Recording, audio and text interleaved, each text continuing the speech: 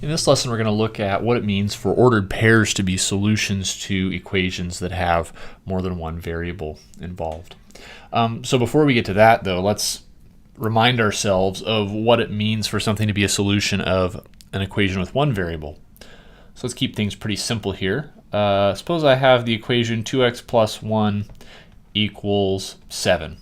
Okay, so I think it's pretty clear that x equals 3 is the solution to this equation.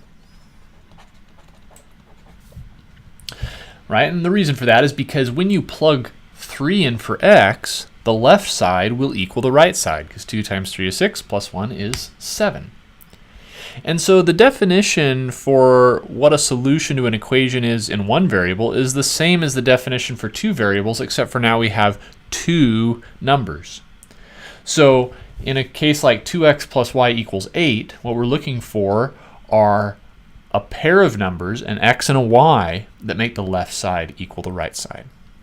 So to check to see if 2 comma 4 is a solution or not, we're just going to plug the 2 in for x, because of course the first number in the ordered pair is always the x value, plus 4 in there for the y. And I always like to put a question mark here. Is that equal to 8? Well, of course, 2 times 2 is 4, so 4 plus 4, yes, that equals 8. So what we can say is 2, 4 is a solution. Okay.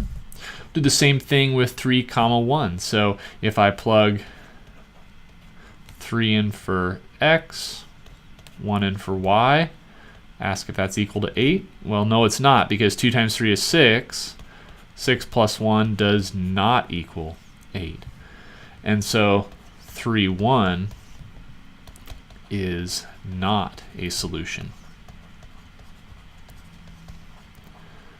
All right, and then for the ordered pair 5 comma negative 2, 2 times 5 plus negative 2, does that equal 8? Well, 2 times 5 is 10, plus negative 2, well, yes, that does equal 8.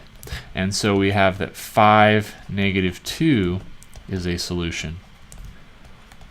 So we already have something a little bit different happening here when we're working in an equation with two variables than we did with these types of equations here. Here we always just got a single value of x, or whatever our variable was, that was a solution. So we always had one solution.